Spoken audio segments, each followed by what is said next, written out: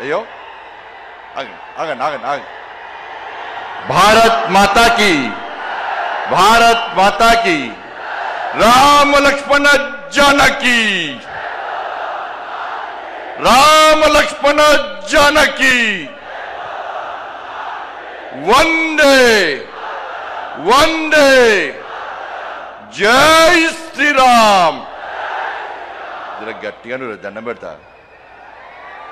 ఇలా జై శ్రీరామ్ అంటే మనం ఇచ్చే నినాదంతో జై శ్రీరామ్ అంటే కడుపు నింపుతుందా, పైసలు పడతాయా అని కాంగ్రెస్ వాళ్ళు బీఆర్ఎస్ వాళ్ళు అంటారు. విన్నారా లేదా? ఇప్పుడు మనం ఇచ్చే నినాదంతో కాంగ్రెస్ వాళ్ళ బీఆర్ఎస్ వాళ్ళ చెవులకి రక్తం గారాలి, గట్టి ఇవ్వాలి. అందరి చేతులు జై శ్రీరామ్ జై శ్రీరామ్. నరేంద్ర మోడీ గారి నాయకత్వం, నితిన్ నబీన్ గారి నాయకత్వం, రామచంద్రరావు గారి నాయకత్వం, భారత్ మాతాకి. పాపం జై శ్రీరామ్ అంటే భయపడుతున్నా. జై శ్రీరామ్ నినాదమే ఇలా పశ్చిమ బెంగాల్లో జై బెంగాల్ జై శ్రీరామ్ నినాదంతో అధికారంలోకి వచ్చామన్నా. అస్సాంలో కూడా జై శ్రీరామ్ నినాదంతో అధికారంలోకి వచ్చామన్నా. నెక్స్ట్ తెలంగాణలో వచ్చేది జై శ్రీరామ్ జై తెలంగాణ. ఏం నినాదం? జై శ్రీరామ్ జై శ్రీరామ్ జై శ్రీరామ్. ఇలా కూడా అంటాడు జై శ్రీరామ్ అంటే కడుపు నింపుతుందా అన్నాడు. నింపుతుందా నింపదా అన్న? రే జై శ్రీరామే మా లోపల ఆవేశాన్ని నింపేది, జై శ్రీరామే మా లోపల ఆలోచన నింపేది, జై శ్రీరామే మా లోపల పౌరుషం నింపేది. ఈ జై శ్రీరామ్ నినాదమే నీ గడిలు బద్దలు కొట్టిన విషయాన్ని ఆ కుటుంబ పార్టీ కేసీఆర్ పార్టీ మర్చిపోయినట్టున్నా.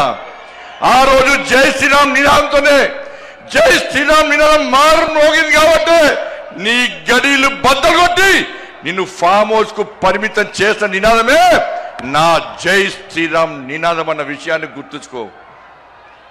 ఇలా మోడీ గారు జై శ్రీరామ్ నినాదం పెట్టుకునే 9,400 కోట్ల రూపాయలు ఇవాళ తెలంగాణ రాష్ట్రానికి ఇచ్చిందన్న. మోడీ గారు జై శ్రీరామ్ నినాదంతోనే ఈ తెలంగాణ రాష్ట్రానికి అభివృద్ధి నిధులు ఇస్తున్నా. ఇలా మోడీ గారు నిధులు ఇచ్చడం వరకు ఇవ్వబట్టే తెలంగాణ రాష్ట్రంలో పాలన కొనసాగుతుంది తప్ప మోడీ గారు లేకుంటే ఇవాళ తెలంగాణ రాష్ట్రంలో ప్రభుత్వం నడిచే పరిస్థితి లేదు. మేము నిధులు తీసుకొస్తున్నాం, మోడీ గారు నిధులు ఇస్తున్నారు తెలంగాణ రాష్ట్రానికి.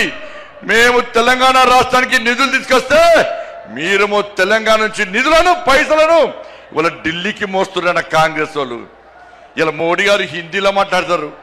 ఇలా మోడీ గారు హిందీలో మాట్లాడే ఏ హామీని కూడా విస్మరించుకొని ఇలా నెరవేర్చే ప్రయత్నం చేస్తున్నాను మోడీ గారు. ఇలా ప్రియాంక గాంధీ వచ్చిందన్న తెలంగాణ రాష్ట్రానికి, రాహుల్ గాంధీ వచ్చిన తెలంగాణ రాష్ట్రానికి ఎన్నికల సమయంలో ఏమైంది? హిందీలో మాట్లాడి 6 గ్యారెంటీలు అమలు చేస్తామన్న రాహుల్ గాంధీ, ప్రియాంక గాంధీ హిందీలో మాట్లాడే వ్యక్తులు ఇవాళ కనీసం 6 గ్యారెంటీల గురించి మాట్లాడకుండా ముఖం చెల్లకుండా తెలంగాణకు రావడం బంద్ చేసి ముఖం కిందికేసి పారిపోయిన విషయాన్ని కాంగ్రెస్ పార్టీ నాయకులు గుర్తించాలి. అందుకే మా కార్యకర్తల కూడా జోష్ ఉందన్న.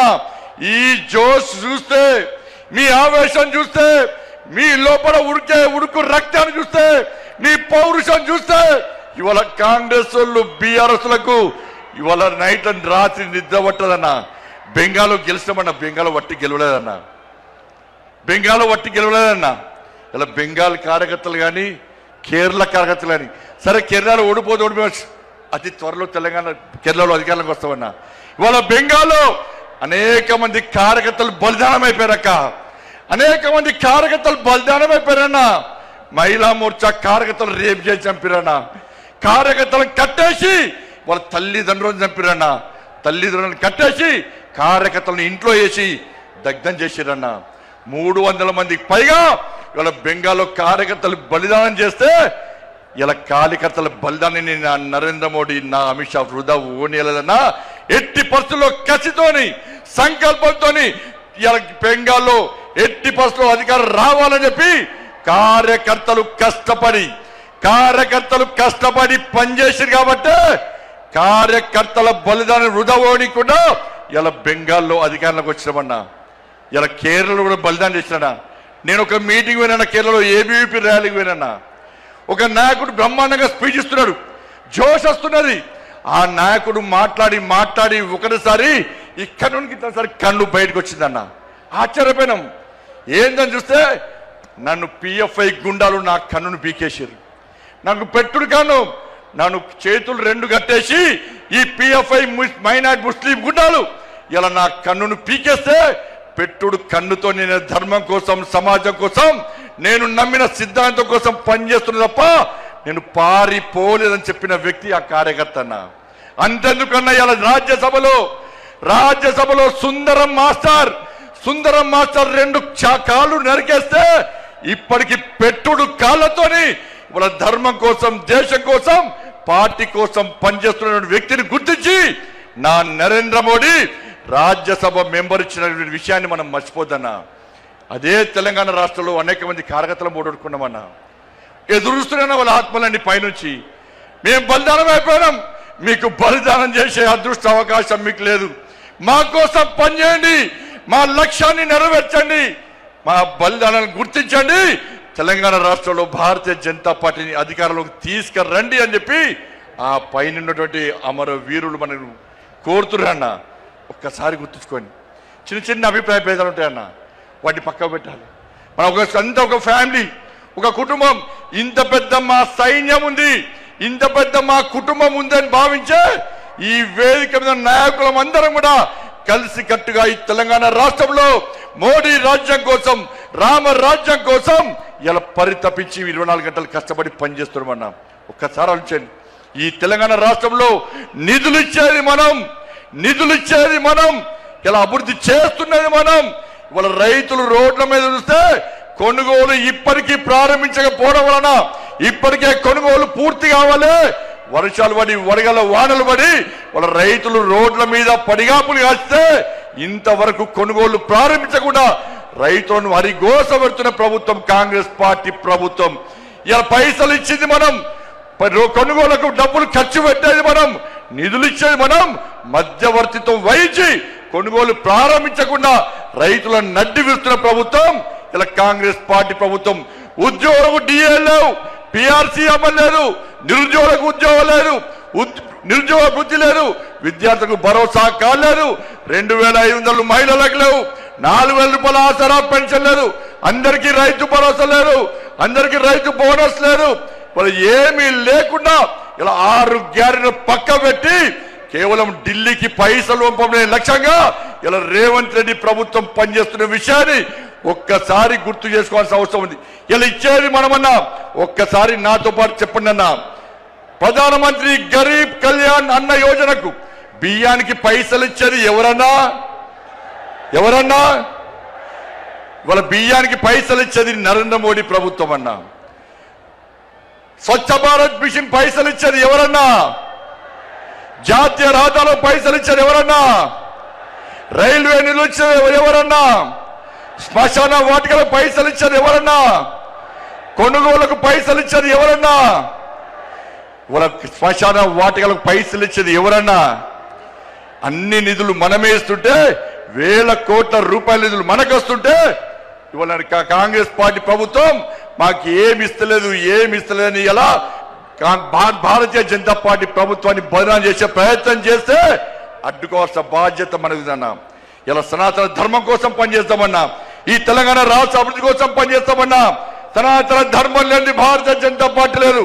అరే 80% హిందువుల కోసం పనిచేసే పార్టీ నా భారతీయ జనతా పార్టీ. మేము ఒక వర్గానికి కొమ్ముగాయం, ఒక వర్గాన్ని వ్యతిరేకించాం. మేము సనాతన ధర్మానికి అడ్డొస్తే, నా ధర్మాన్ని హేళన చేసే ప్రయత్నం చేస్తే, నా సమాజాన్ని చీల్చే ప్రయత్నం చేస్తే ఏ భారతీయ జనతా పార్టీ కార్యకర్త ఊరుకునే ప్రసక్తి లేదు. మేము అల్లాను కించపరచలే, మేము యేసు ప్రభుని కించపరచలే, కానీ నా రాముని కించపరిస్తే, నా భగవంతుని కించపరిస్తే, నా సమాజాన్ని హేళన చేసే ప్రయత్నం చేస్తే ఊరుకునే ప్రసక్తి లేదన్న విషయాన్ని కాంగ్రెస్ పార్టీ, కమ్యూనిస్టు పార్టీలు కానీ బీఆర్ఎస్ పార్టీ కానీ గుర్తుంచుకోవాలి. అందుకే భారతీయ జనతా పార్టీ కార్యకర్తలారా అందరం కలిసి పనిచేద్దాం. నేను ఏ రోజు కూడా పార్టీ తల వంచుకునే పని చేయనన్నా. ఇలా పార్టీ కోసం పనిచేస్తాం. మేమందరం కూడా ప్రతి భారతీయ జనతా పార్టీ కార్యకర్త జై శ్రీరామ్, భారత్ మాతాకి జై అని నేను భారతీయ జనతా పార్టీ కార్యకర్తనని చెప్పి తలెత్తుకొని సగర్వంగా తలెత్తుకునే విధంగా పనిచేస్తుంది తప్ప పార్టీకి తల వంచే పని చేయనన్నా. చాతగాని మూర్ఖులు, ధైర్యంగా రాజకీయంగా ఎదుర్కోలేని దద్దమ్మలు ఇలా ఏదో చేసి బండి సంజయ్ని గాని భారతీయ జనతా పార్టీని ఇబ్బంది పడితే నేను ఫామ్ హౌస్ లో ఎలుకని కాదన్నా, ఫామ్ హౌస్ లో ఎలుకని కాదన్నా. నేను నా అయ్య పేరు చెప్పి రాజకీయాలు రాలేదన్నా, నా తాత పేరు చెప్పి రాజకీయాలు రాలేదన్నా, ఏదో జెండా పెట్టి ఎత్తే రాలేదన్నా. నేను కాశాపు జెండాను, కమలపు జెండాను భుజం మీద మోసుకొని సామాన్య కార్యకర్తగా నా రాజకీయం ప్రారంభించి ఒక రాష్ట్రీయ స్వయం సేవక, ఒక ఏబీవీపీ కార్యకర్తగా, ఒక యువమోర్చా కార్యకర్తగా, ఒక నరేంద్ర మోడీ శిష్యునిగా భారతీయ జనతా పార్టీ కార్యకర్తగా పనిచేస్తున్నప్ప సగర్వంగా భారతీయ జనతా పార్టీ కార్యకర్తని తలెత్తుకొని తిరిగి పనిచేస్తున్నప్ప తల వంచే పని చెయ్యన్నా. నన్ను నమ్మండి అన్నా, తప్పుడు ప్రచారం నమ్మకండి అన్నా. మా ఎంబడి ఉండండి, ఇక వదిలిపెట్టే ప్రసక్తే లేదు. ఈ రోజు నుంచే మోడీ గారు ఈ రోజు వచ్చిపోయిన తర్వాత ఈ రోజు నుంచే తెలంగాణ రాష్ట్రంలో ధర్మం, తెలంగాణ అభివృద్ధి, ధర్మం ఆధారితంగా తెలంగాణ రాష్ట్రాన్ని అభివృద్ధి చేయాలంటే జై శ్రీరామ్, జై తెలంగాణ, జై శ్రీరామ్, జై శ్రీరామ్.